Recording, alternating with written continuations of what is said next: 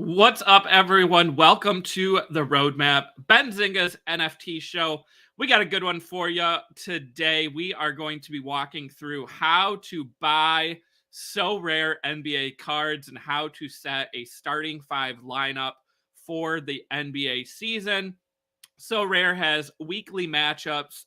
We'll be walking through how to get those cards. And Mitch and I went on a little shopping spree and bought some moments. So find out who we got and help us set our lineups later on today's show. We're also going to be talking about Instagram getting into the NFT game, right? So Facebook and Instagram both. Could that be competition for OpenSea and other platforms? We'll also be talking about another major media NFT launch from one of the biggest TV shows of the last 5 years. We also have news from Meebits that we have been waiting on since Yuga Lab acquired the rights to the brand, and several other items to talk about. All that and more. Stay tuned. This is the Roadmap.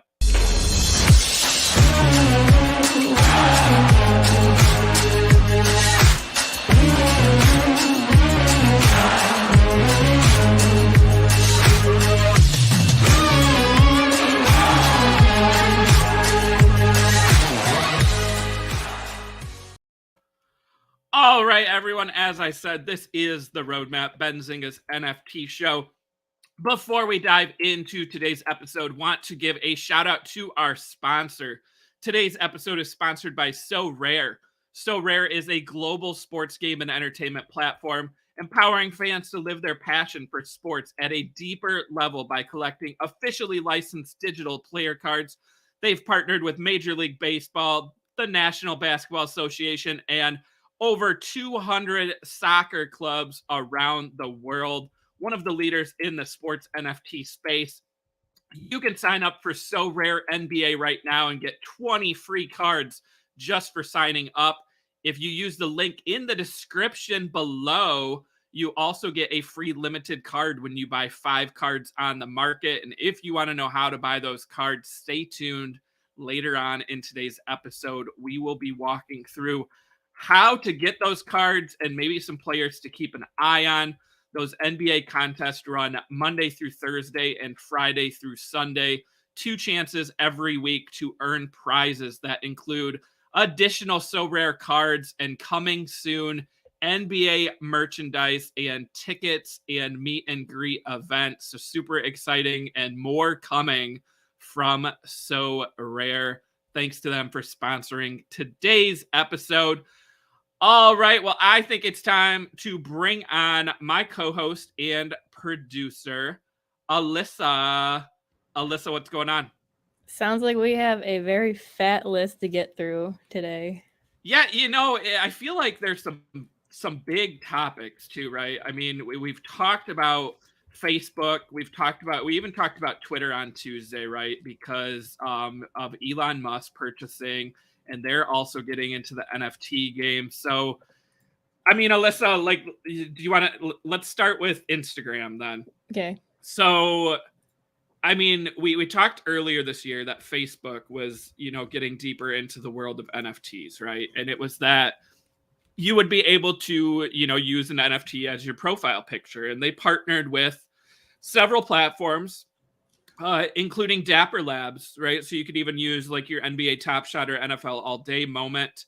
But now Instagram, not only are you going to be able to have the ability to show your NFTs, Instagram is actually working on ways for users to create and sell Polygon-based NFTs. Now, the price of Polygon was up a ton yesterday on this.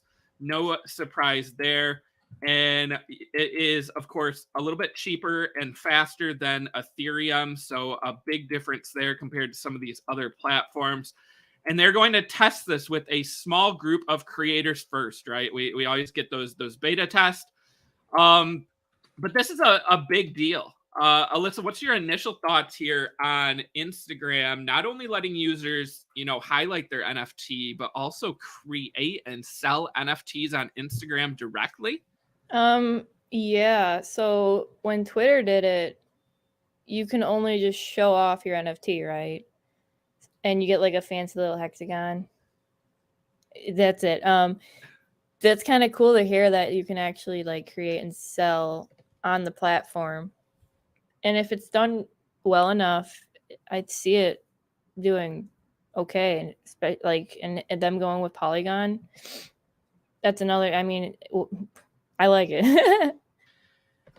Yeah, I feel like this is a great use case of the highly competitive content creator marketplace, right? Yeah. And that's something I wrote in an article yesterday talking about Vine maybe coming back for Twitter, right? We have all these different platforms competing for users' attention, right? And Instagram, when they started, it was just photos, right? Now Instagram has videos, they have stories, right? All these different platforms trying to compete with, the likes of TikTok and others. And now, they're going to let people create and sell NFTs. I mean, I remember when Instagram used to not have ads, right? And then they launched ads. They also have different ways, where you can put links to buy products directly from your Instagram account, which, I mean, like as a content creator, I think you want ways to make money and monetize your audience, right? So I think this is another way where Instagram can maybe one up some of these competitors. TikTok doesn't let you make NFTs. Twitter doesn't let you make NFTs. Like I feel like this is a first step that probably will be copied in the space eventually. Yeah, and like if it's done well enough, I can see it creating its own little unique universe, community, whatever you want to call it. Because there's Twitter NFT community. Now there's Reddit NFTs. Um, and then even inside of Twitter, you have like Solana and Ethereum base. And I don't know much about Polygon at all, but maybe that's where all the maybe it'll just blow up there on Instagram. Yeah, and one note there, Alyssa, I mean, Polygon, I can't say I interact with that much either. But remember that Reddit was also Polygon, those digital collectibles. So Polygon now has Reddit and Instagram in its back pocket. I mean, That's pretty solid. again, no surprise that it jumped. But with that being said, Alyssa, right, we were just talking about Reddit a couple weeks ago.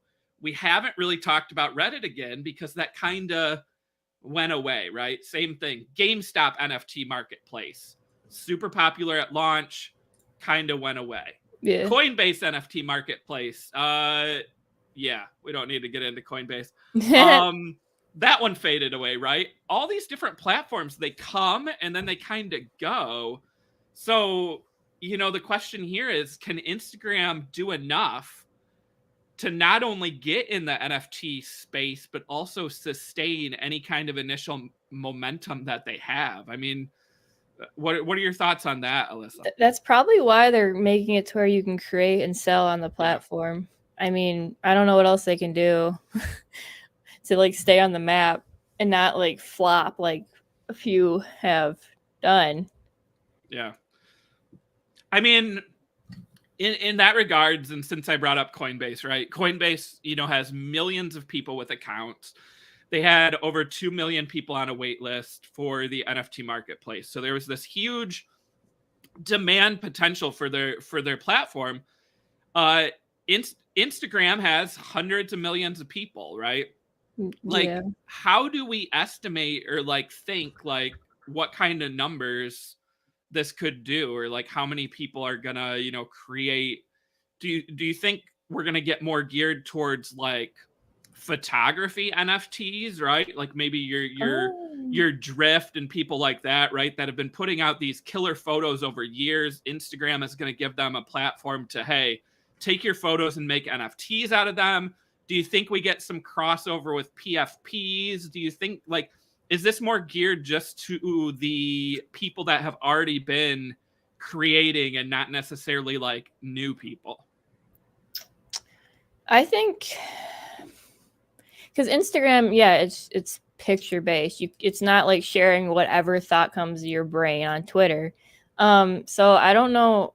I'm not sure if like a PFP would do as good on Instagram versus like an actual art like art pictures or I don't know. I also had this thought.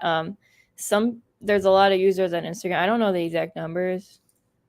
I want to look at the numbers, but so there's a lot of people who don't want to use Twitter, and they only like stick with Instagram, and they might have seen like the NFT thing blow up, but they didn't want to get into Twitter. So this coming to Instagram might actually bring them into it because they weren't on Twitter in the first place. Yeah, I mean that's one of the key points here, right? Is like it's a differentiator from these other platforms. And obviously, Instagram was probably working on this for months, right? It had nothing to do with the acquisition that Twitter just had. But now like you have that in the background, right? Like there's people leaving Twitter or threatening to leave Twitter because they don't like the person that's in charge now. You have all these other you have TikTok, right? That's getting a ton of use and minutes spent on it by US consumers, but you still have this backdrop of, some members of Congress and the public wanting to ban TikTok in the US because of its ties to China.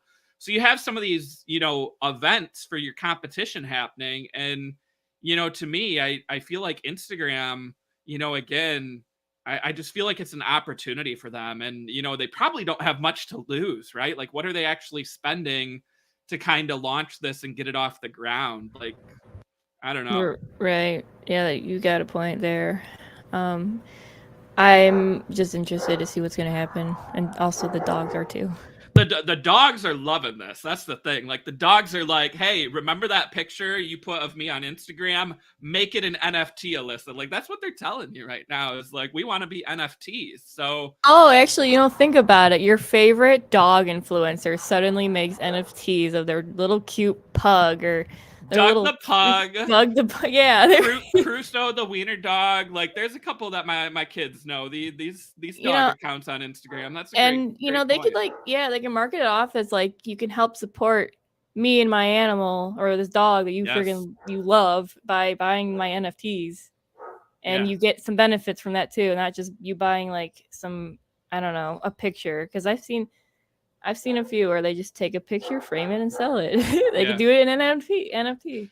I mean, maybe we need to have a meeting soon because, Benzinga has a Instagram account, right? So we could create and sell NFTs directly on Instagram. And we got Money Mitch in the background here calling Petco. Yeah, like that's the thing. Like, some of these different brands, like it's another like this is kind of like Vayner, right? The Gary Vee platform that's worked with Pepsi, Budweiser, some of these other companies. You're providing a way to onboard people to the NFT and the Web3 space, right? You're making it easy for them where they don't have to hire a bunch of people. They don't have to do the research, right? You partner with them, they handle the launch and all that. Well, now if Instagram is providing like the infrastructure and, all you have to do is figure out what pictures it is and set a price and set a date, like that takes a lot of the work out of it. You don't have to, launch a website. Like, I mean, you can do this literally just with an Instagram account. Yeah. I don't use Instagram, but isn't it kind of like that for like shops anyways? Okay, yeah. This is just another way. Yeah. I mean, it's like I watched a video with Gary Vee again, like yesterday, talking about the Vine thing, right? Vine coming back for Twitter. Mr. Beast talked about it. Like all these different content creators, it's like that's the world we're in now. Is people want to watch short form content and they will support the content creators that they watch. Yes. So, I mean, all these people that have huge Instagram accounts, I mean, and same thing, like TikTok, if you have a huge TikTok following, you can, make some money through monetization, through ads, through selling products. But again, some of these people are going to go where the money is. And if Instagram allows you to make NFTs, like I could see Instagram, the user base, the monthly active accounts, the time spent on the platform, all going up when this launches. The big question, of course, like I said, is how long will that last? But We'll see. Yeah, I Maybe mean, we'll talk about it. do you think this can actually be like, again, not an OpenSea killer, Alyssa, because no one right now can kill OpenSea until, I mean, until to be determined. But Yeah. I just can't even call anything an OpenSea killer anymore. But do you think like stuff like this and continued like integration with platforms like Facebook, Instagram, Twitter that already exist could actually dent some market share from OpenSea? Mm, it it depends. I think it depends on what kind of influencers you can get on board too. Yeah. If you have like some of the biggest accounts doing like things on Instagram or wherever else, that's I think that's where the money follows. So you're saying maybe we get Kardashian and Jenner like NFTs right away? Is that what? Maybe. It's either gonna get a lot of hate. I can see more hate than love, but So yeah, like that's the thing. Like Alyssa, you say that, and then in the back of my mind, I'm like, oh man, like I thought this was a positive for the space, and now I'm like, oh, could this just it like depends. could this just crash and burn and just make people go like that's what NFTs are, is people just selling pictures. Like we were right Yeah, all along. yeah. I don't. It like if oh my god, if a big like animal dog influencer page does it and does it right, I Yeah. can see it being good. And I think it just depends on the creator. And if it's just obviously a Kardashian or whatever trying to do a bunny grab real quick, it's not gonna look good. Yeah. Yeah. All right. Well, let's move on. That was a lot of time spent on Facebook and Instagram, but again, a huge, huge deal. This one, Alyssa, I mean, probably not as big of a deal, but just in the context of it, we have one of the largest TV shows of the last 5 years, and Game of Thrones is launching. You guessed it, because we're talking about it. NFTs. So Warner Brothers Discovery, which owns HBO, they partnered with Nifty, and they are doing NFTs, and this will be called Game of Thrones Build Your Realm, where you will be able to buy, sell, and trade NFTs. There is no launch date, but they said it will happen later in 2022. I mean, we're in November, so that means in the next 2 months.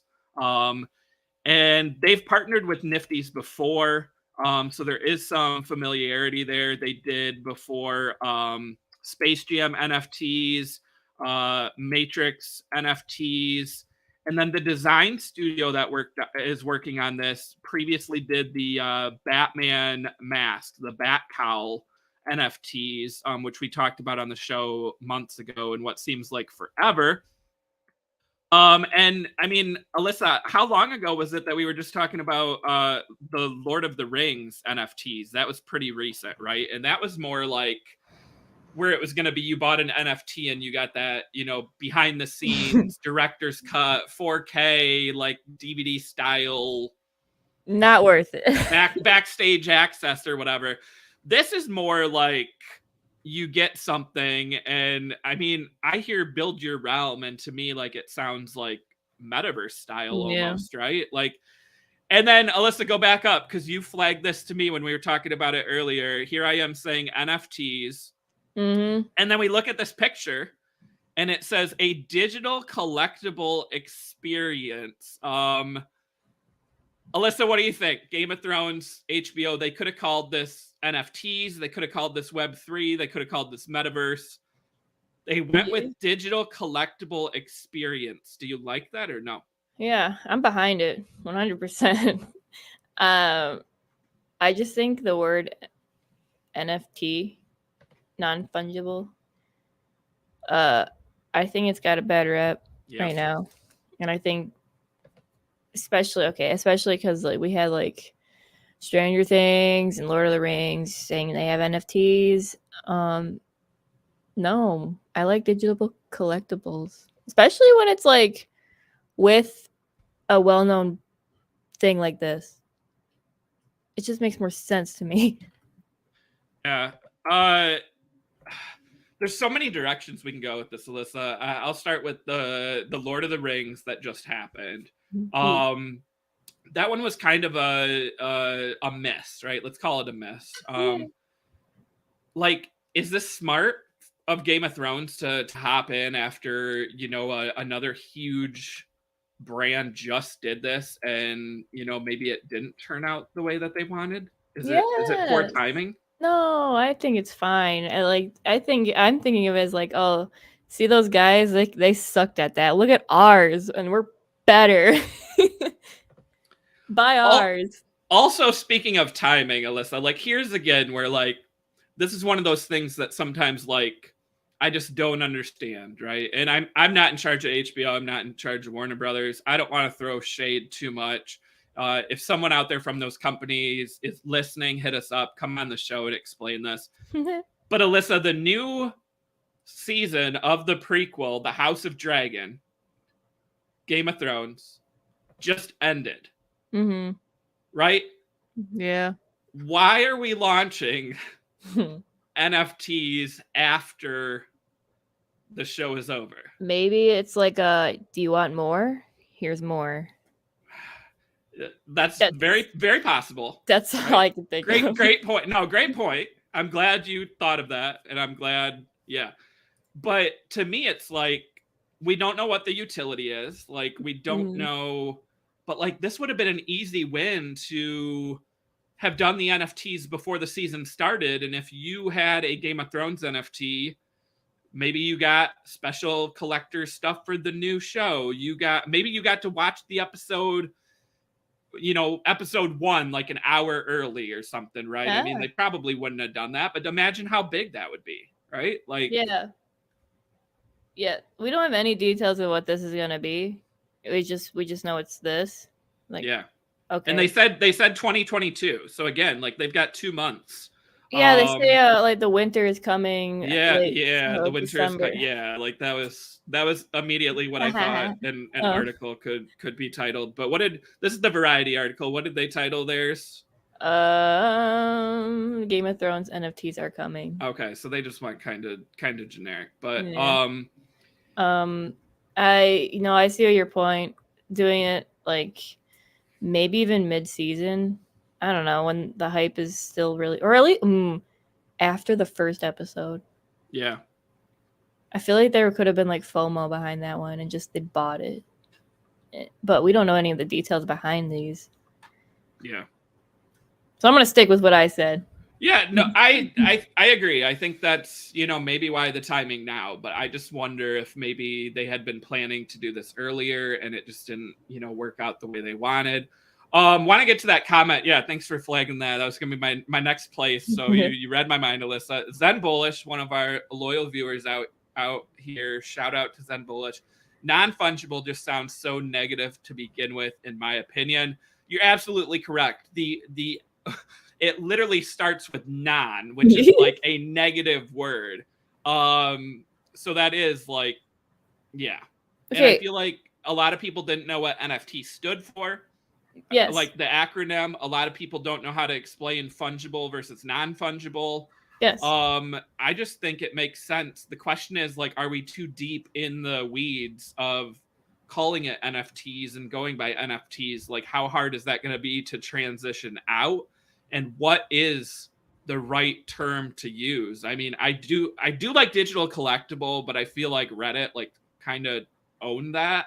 And I don't know if I want to latch onto that. I still really like the use of Web3, but I feel like Web3 kind of includes like NFTs, metaverse, AI, augmented reality, virtual reality, kind of all of it. So I don't know. Alyssa, are you sticking with digital collectible, or like what would you call NFTs? I would call them digital collectibles. It's just more user friendly, and we like things easy. Yeah. NFTs, who knows what's a non-fungible? I don't know how to explain that to people right off the bat. Like Joe off the street, like what's an NFT? They would know like what a digital collectible is. Digital collectible. Yeah, and a couple more comments there. So we've got sounds like non-tangible, useless. Yeah, I mean that's the thing. Like it just sounds like a bad mushroom. Okay, how about this next one though? Web thrice. So along the line of Web3, triple web. See, we got some ideas rolling in. Like Alyssa, I go back to like where I first started, right? The sports NFT side of things. Top Shot. Then you had like Topps, Panini, some of these card companies doing digital cards, digital trading cards, right? They didn't even use the word NFT at first, right? It was digital cards. Yeah. That was easy to explain to people, right? Anyone who's ever collected physical sports cards, if you told them, oh, now there's digital trading cards, it seems pretty self-explanatory. So I do like the use of digital. I do like collectible. I feel like if it wasn't for Reddit, I'd be like all in on that. But I feel like now they've like ruined part of it for me. I don't know why, but it don't bother me at all. Like I still think we're still early enough in this space to really shift. We could shift. Like a lot of these bigger, like Game of Thrones and Reddit and the bigger ones that a lot of just normal people who don't even probably know what an NFT is, or they heard it and they just didn't care because it's like a new word or a new acronym that they've never heard of before. But they see digital collectible and now it's like, I like collecting things and I have a phone. I spend like half my day on my phone and I like collecting things. Give me some of that. I like Game of Thrones. Give me something I can collect. And then they learn, and then they learn they get a benefit from it too. And they're like, oh my, I can make money off of this. What? Yeah. I kind of like that, Alyssa. You just said benefit. Do we need to change the word utility as well? Like to be like benefit or reward? Because maybe people don't understand what utility means and they think like utility that you pay your bill to, a utility company. Like yeah. I like to pair it with like what your neighbor, like what do they think? Like I know my neighbor probably does not know what an NFT is, but they would know digital collectible. I like the end of this. Then Bullish said an asset. What about a digital asset? I like that too. I kind of like that. Has anyone used that? Should I copyright this right now? Digital, like Google digital asset. I'm sure they did. Oh yeah, there's digital asset. There's a company. There's a description online. Okay, but I do like that digital asset. It's just more user friendly. It is, and I mean, so maybe we need to take a stand, Alyssa, and stop saying NFT on the show as much as possible, and start saying digital asset or digital collectible. You try to say digital collectible, I'll try to say digital asset. We'll see if we can weed out from saying NFTs. But there's a ton to go off of that, and we will of course let our viewers know when this Game of Thrones launch happens, how much they are, because I know there's some big fans out there. You guys probably remember Alyssa and I opening up Stranger Things. I almost said NFTs right there, digital assets on the show. And they have a second launch coming out hopefully soon as well. So there could be some utility there. But yeah, so that's Game of Thrones. Alyssa, before we get into, I know we're going to be talking Sorare later. I want to hit on Meebits here. I don't know if you saw this, but so Meebits, I mean, one of the older, I'm going to say NFTs here because they were an old one. They've been around forever. But they were launched by Larva Labs, right? The company that also created CryptoPunks. And Yuga Labs acquired both those brands. And we knew that eventually there was going to be some future events, right? Because Meebits had kind of just been, an afterthought, kind of like CryptoPunks. Well, today we get this launch, turnon.meebits.app. There is this sweet video, and it tells you exactly, shows some pictures and different things. And then if you read through the threaded tweet here, it says, welcome to MB1, the first chapter of the Meebit story. The new site will be the central hub for upcoming Meebit experiences, activations, and opportunities. Play with one of Yuga's Meebits or connect your wallet to play with your own. Get those Meebits moving. And you also get a one-of-one physical print of your Meebit. You have 2 weeks from today to order that free print. You will have to pay the cost of shipping. You can download a digital image of the print and post on socials. And they said this is just the beginning. The Meebits are just waking up. And there is also a blog post from Danny Green, who was put in the position to lead Meebits, I have not looked at OpenSea to see what the activity was like on Meebits, but my guess is maybe we saw a little bit of a spike today.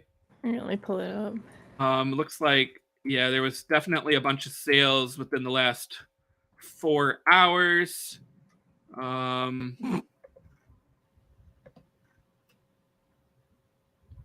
Yeah. Oh, where am I going? Activity. That's it. Activity. Okay. Yeah, I mean, there's a decent amount of Where's sales, my? I feel like. Where's the chart? Where is the chart? What is going on? Give me my chart. Is this in that analytics now? Yeah. Do you have to click analytics? Oh, it's okay. They moved it. Analytics. Why is it loading so slow? Man. Yep, volume and floor price definitely up today. Not a huge surprise there. Yes, you're right. Alyssa is going to be an NBA champion. Mitch and I are going to teach her all about fantasy sports and Sorare NBA. Stay tuned, Shelly. We got more coming up on that. Yeah, digital collectibles, guys. Let's keep it going in digital assets. Alyssa, Meebits, though, I've always kind of liked them, and I've always said that they made sense as like a metaverse avatar, right? They kind of embraced that today, right? Where you get to move it around, you get to, show it off. And I like this, right? You don't have to own one to go play around with this. You can use one that Yuga owns, right? Yeah. I like that because that's how you onboard new people, right? They don't have to spend the money to just buy it. They can actually test it, right? Like it's kind of like window shopping or, a trial run, right? Like that's how we onboard people in Web3. What do you think of this Meebits news, Alyssa? It's neat, and I would love if I can get on the website right now. Yeah, it's taking forever. maybe there's a bunch of people on that. Maybe so. See, sometimes... I've never actually paid too much attention to Meebits, but it is like one of the OGs. Doesn't Logan own one? He does. He does. I think he still has it. I guess I haven't heard him talk about it for a while, but I've always liked how you can like find a Meebit that looks a lot like you. Pull up this video I just sent you. This is a friend of the show, Josh Ong. I saw his tweet. Who tweeted this out? Like it's only like 5 seconds, but just look at this. Like yeah, like he is at the club just going right. Like see, my thing about this still is what I said about Decentraland. This is so laggy. Yeah. You just make it to where people actually want to be there to just spend their time there. Make it fun, please. I think like we've said, once Yuga acquired Meebits and CryptoPunks, like they weren't just gonna acquire it and sit on it, right? Like so now this is Meebits 1. Like I feel like we're gonna get a bunch of announcements now coming. Like yeah, and no, it's nice. It's nice to see them actually doing stuff. Yeah. Do you think so? We have Ape Fest every year right now, right? It's kind of their event, right? If you own a Bored Ape or a Mutant Ape, do you think someday down the road we see like Punk Fest and Meebit Fest too, done by Yuga? I mean, I know there's like some offshoots and like non-official events at NFT NYC and other places, but do you think Yuga like starts to do more events for some of the other brands that they own? Are the projects even as hyped up as Bored Ape though? No. To be like that? I don't think Meebits at all. I think Punks is more of like a status thing almost, right? Yeah. Like if you own a Punk or like it's your PFP, like I feel like people immediately know like, hey, that's Punks remind me amount. Like Punks remind me of like the mega celebrities or influencers who have like their freaking Logan Paul with his Charizard. Yeah. That's what Punks remind me of. Yeah. I just can't stop watching this video. Like this guy is just he's going, he's jamming. Yeah. This is gonna be us at Future of Crypto. This is gonna be Josh Ong tearing it up. And shout out. I don't think I did a plug for the event yet, Alyssa. No. Future of Crypto, December 7th, New York City. And speaking of Josh Ong, he will be there as a speaker on a panel talking about Bored Apes and how he is full-time in Web3. Get your tickets today. They will be going up in price. I can't even find my link right now to the event. I'm scrolling. But yeah, super fun time. And speaking of Yuga Labs and maybe some questions for them, we will also have Garga, the co-founder of Yuga Labs and Bored Apes, in attendance, speaking a fireside chat with me as the last event of the day. I did find that link now. So guys, click on this link. 20% off using my code, which is Chris20. Very creative code there. I know. I thought of it myself. But get your tickets and come hear more. Yeah, there's me right there with Garga. Picture that's pre-beard picture. It's from a couple years ago, guys. But yeah. All right. Well, Alyssa, we got a couple minutes before we bring Mitch on. Do you want to? What do you want to go to? You want to go to the one you wanted to talk about, or you want to take a look at OpenSea and some of the trending and new drops? We can talk about the trending new drops. I can talk about what I wanted to talk about, guys, is the Digi Daigaku. Yeah, it's fun to say, right? Like, yeah, no, I want to talk about that, but like, I wanted to dig a little bit deeper into it. So unless it's like top of the charts, then we can talk about it. All right, well, let's take a look quick at OpenSea, Alyssa. If you pull it up, right on, I think it's right on the front page. The one that caught my eye earlier when I was just kind of scrolling along was Rooney, which is by Splinterlands, which is a major gaming company. And this is a new drop, and it is a drop done with OpenSea. 6,500 items. Minting now public. 0.38 is the cost. 39% have been minted in the last 40 minutes. Take a look at those pictures, Alyssa. I mean, this is in the gaming space. Do these jump out and say like gaming avatars, gaming assets to you? Yes, they do. Yeah. I kind of like them. Yeah. I am actually a little surprised that this did not sell out right away, but as I said, Alyssa, 0.38 cost. I don't want to like again shame them. Oh, if you scroll down, there's a bunch more images. Go there. Yeah, look at that. I don't want to shame them, but 0.38 I think is a little higher. And again, for some of these gaming, like NFT Web3 launches, like I just think we've got to have a cheaper price to onboard people. That's what I would say. Do oh, so this is like card based. Like this looks like some games I've played before. So here we go, guys. I've said it for months. I play mobile games. They are a time thing, right? Sometimes they're a time waste, sometimes they're entertaining. But I also hop around from one game to the next because sometimes I get bored or I'm like, why did I put in all these hours and got nothing in return? This is what I mean, guys. Make games like this where you can play to earn, collect and earn. And I am on board. So I might be checking this out later. Yeah. Do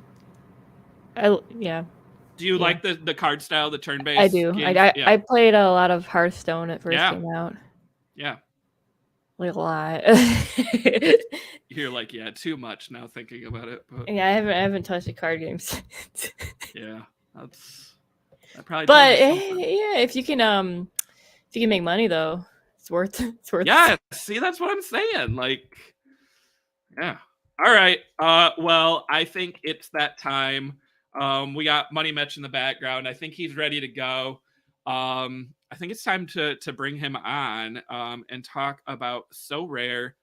And again, sponsor of today's episode, Sorare, and they've got these huge partnerships: Major League Baseball, National Basketball Association, and also a ton of soccer teams around the world.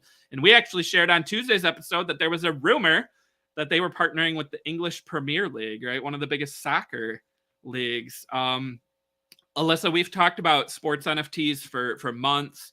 A ton of people onboarded to the NFT space via NBA Top Shot, right? Dapper Labs. Those were moments, their video highlights. But the platform kind of started to dry up because they had this huge issue with supply and also what was keeping people there.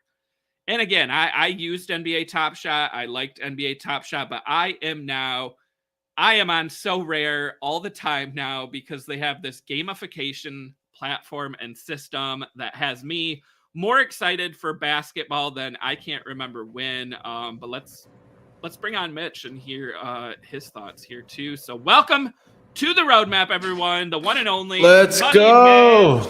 Let's get it. Let's get it. Sound that alarm. There we go.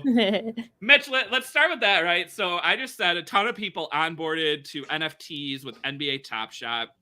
And I don't want to shame or, hate on NBA Top Shot for too much here, right? They brought a ton of people in, but the platform kind of dried up because they had so much supply. You had all these video moments, but it was kind of like, what could you do with them? And then they did a better job with NFL All Day, right? Which we talked about months ago when that launched. But now we have Sorare that is like absolutely killing the game, right? You go look at Crypto Slam, they're number 1 or number 2 in sales volume over the last week. They're up a ton. They just got done with baseball. And now they've got basketball. Like, Mitch, I love college basketball. I've always been a college basketball guy first. NBA has never been my favorite sport, right? I love hockey, but I have been watching NBA games and following along because I am so impressed with this fantasy sports element that Sorare's been doing.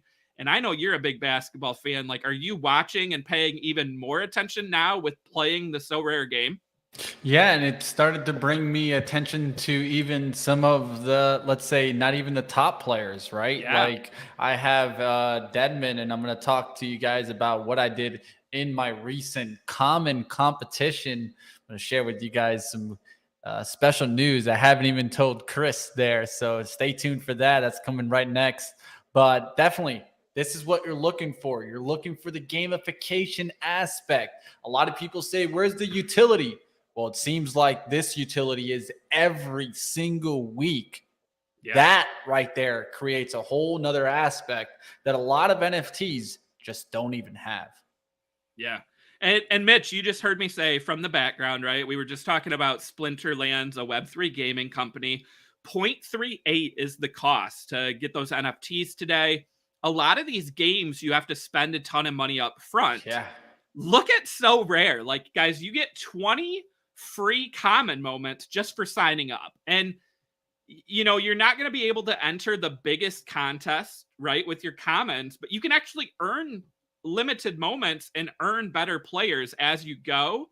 That's what Mitch and I were doing at first. But now we also went and bought some limited moments because you can go play now in the limited competitions. And I mean, if you buy 5 limited moments to make your starting 5, you actually get one for free if you use Benzinga's code, which is in the description below and also in the chat. I mean, Mitch, I like free to play. I like free contests. I also want to spend a little bit, right, to get more in tune to the game, right, and all the different things. So, where do you want to start, Mitch? You're the guest today. You want to talk about the common lineups that we set last week or earlier this week? You want to get into what we were buying for limited? Where do you want to kick things off?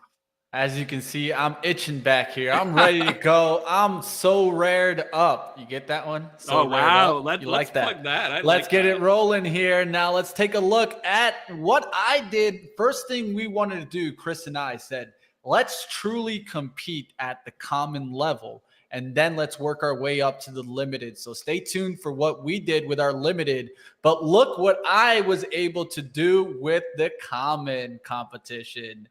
Boom, baby. 13th out of 60,000 entries. Let's go. Flex on them.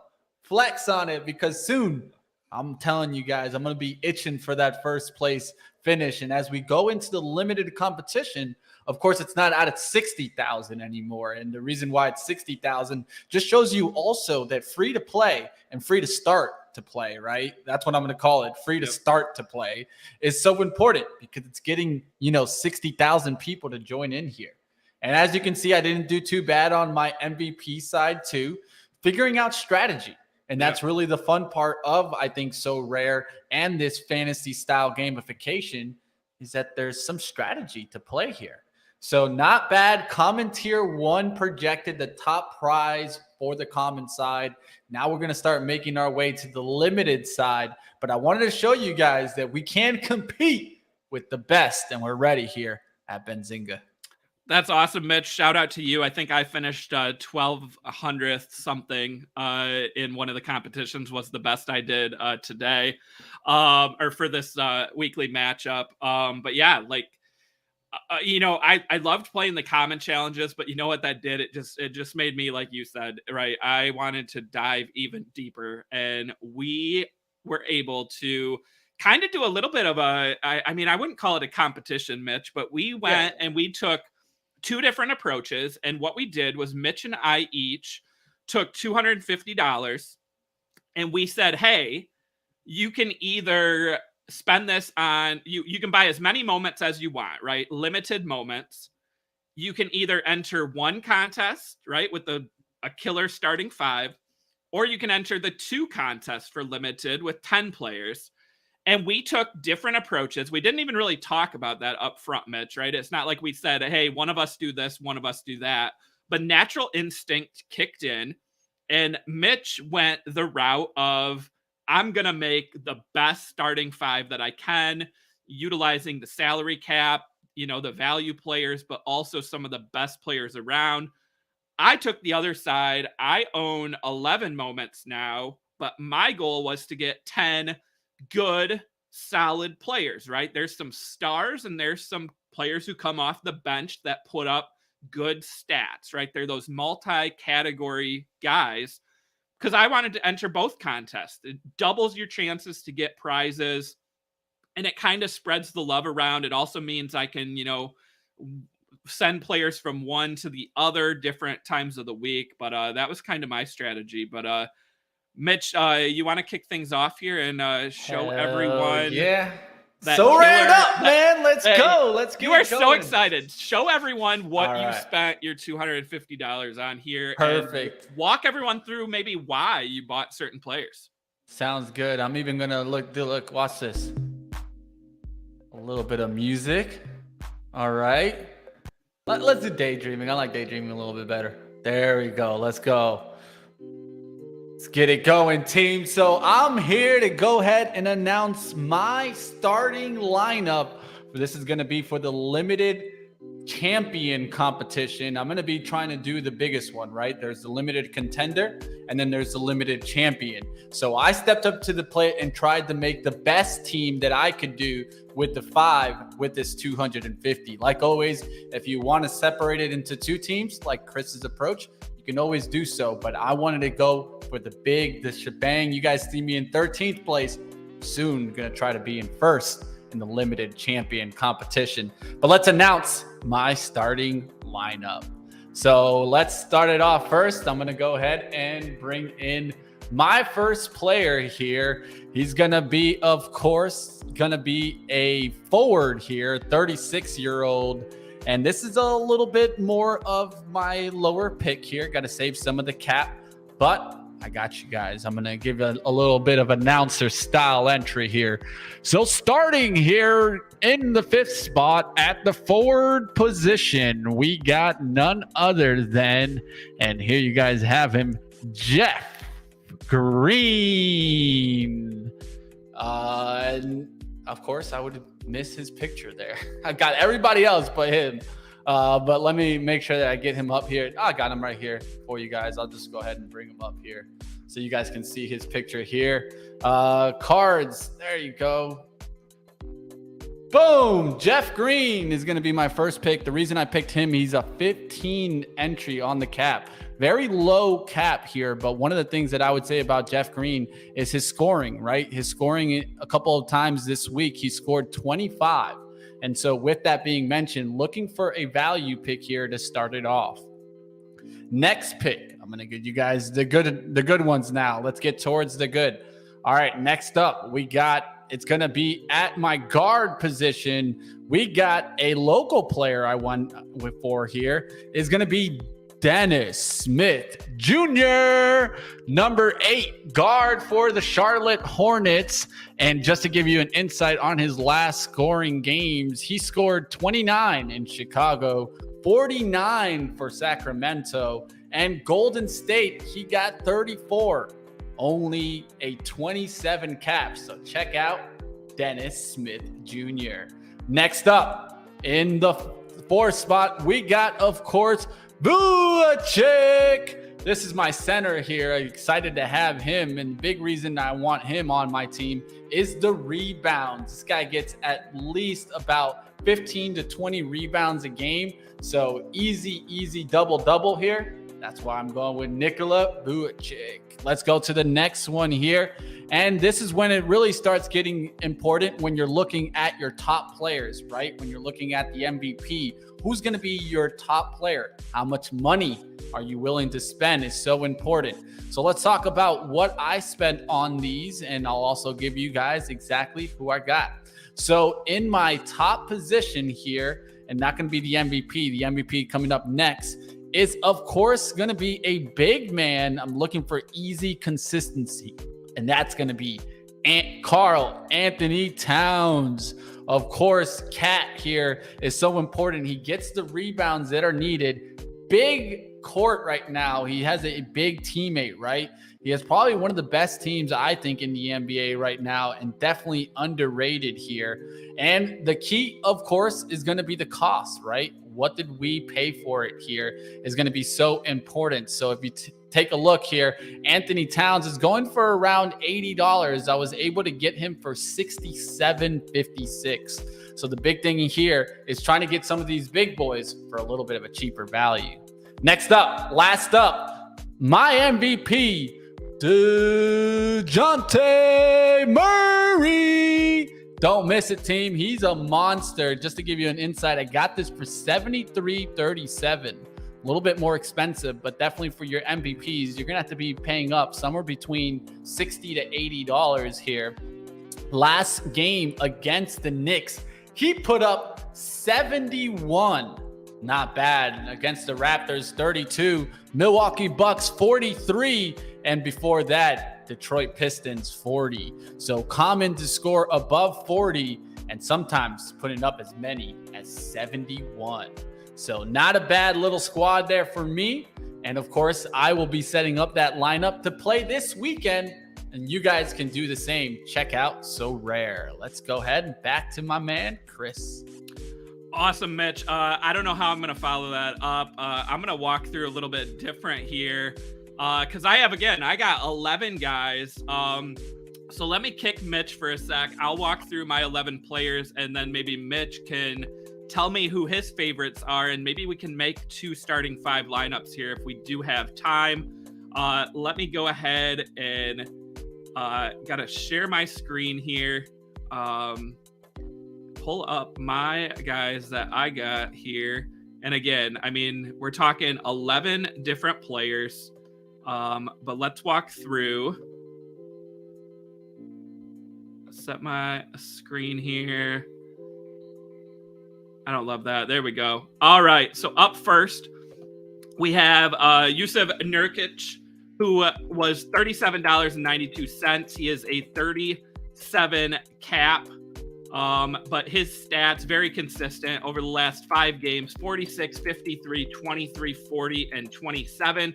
He averages a double-double, 14.9 points, 12.7 rebounds per game. Also, we have Drew Holiday. He was my most expensive of the 11 at $53.74.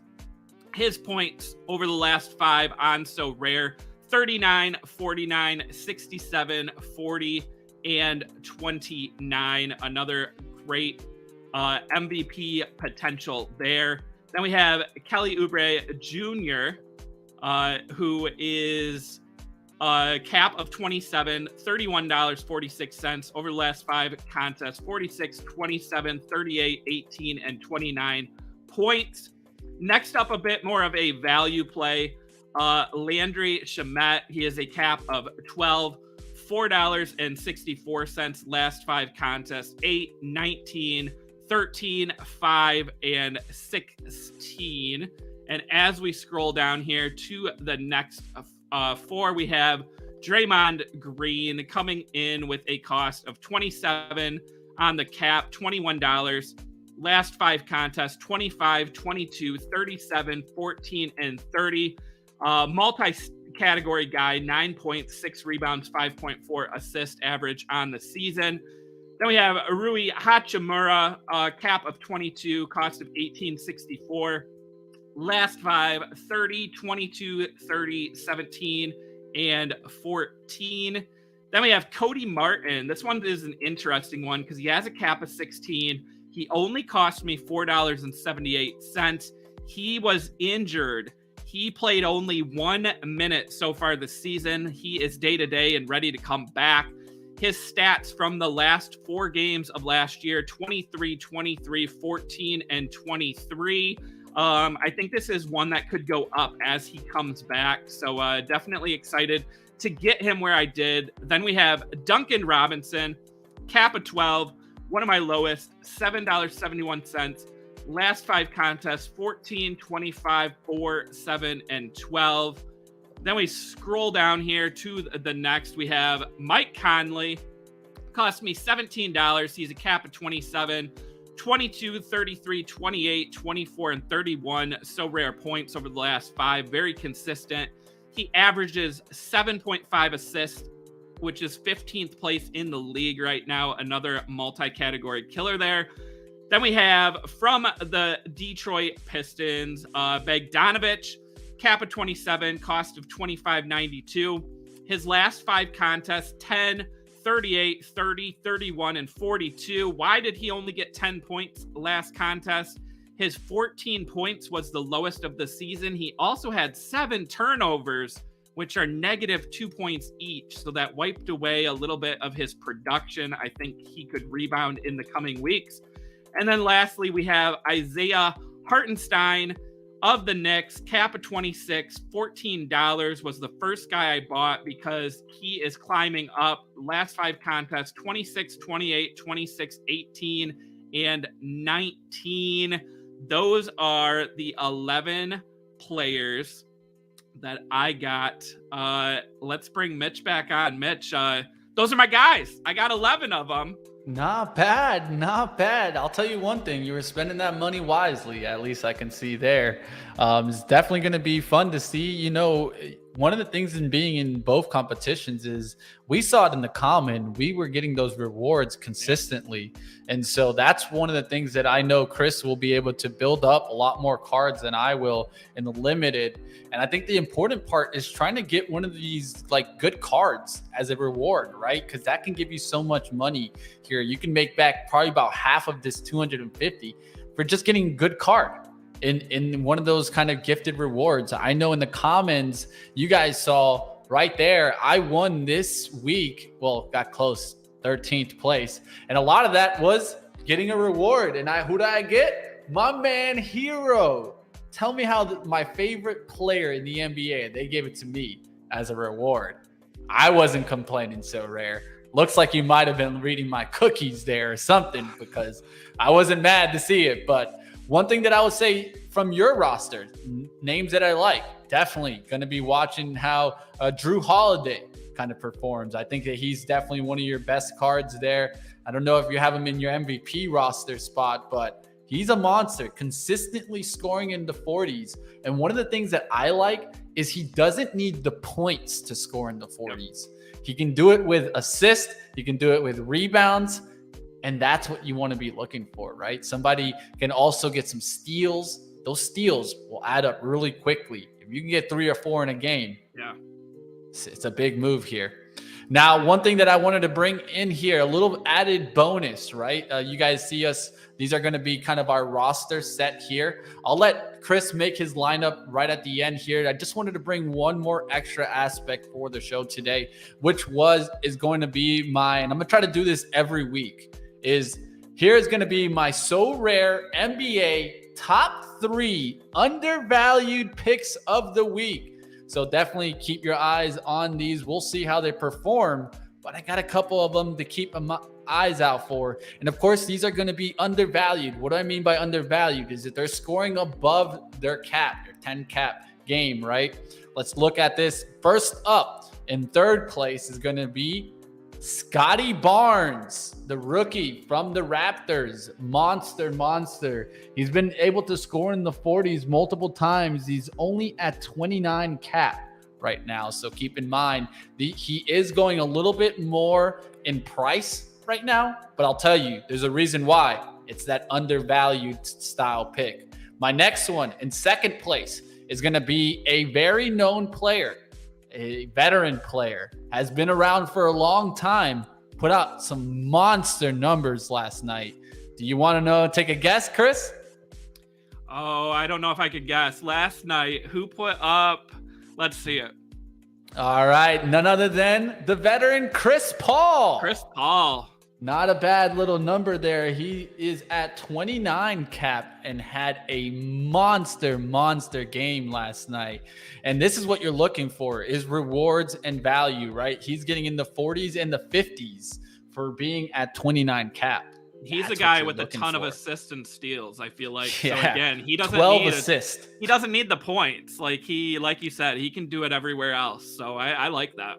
Definitely. And my last one, this guy is my number one undervalued player, and a little bit is kicking myself because I don't even have him on my team. Well, I have another guy that I thought was very similar, which is Dennis Smith Jr. But if I had to compare to someone else that I think could get the points and maybe even more right now because of injuries, and that's what you also want to be looking for. Is there a major injury on their team that could even give them a little bit more lift? Is going to be Kevin Huerter from the Kings. Of course, Fox was scoring in the 40s. Now out for a couple of games. It has a bone bruised knee.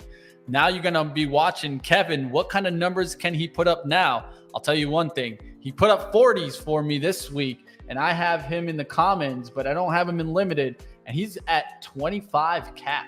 That's it. That's all you're paying for him. So not bad there. Kevin Huerter. I will definitely keep this one on watch for my so rare top 3 undervalued picks of the week. Love it, Mitch. I have Scotty Barnes as a common. Definitely been helping me out a ton. And excellent point on the injuries there, right? We pay attention in fantasy sports all the time to injuries. You guys, if you're playing, you got to be watching that injury report to see.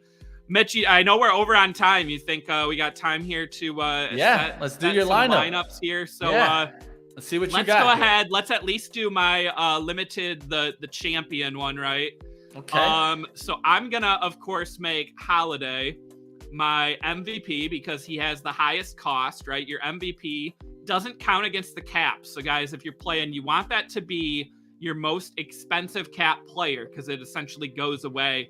Now, here's where things get interesting again. I want to have 2 balanced teams, but you get better rewards from this. So I actually want to go ahead, I think, and put Nurkic in. But also here it shows you players how many games they have. So this is for Friday to Sunday. So 2 of my top guys, Bogdanovic and Green, only play 1 game.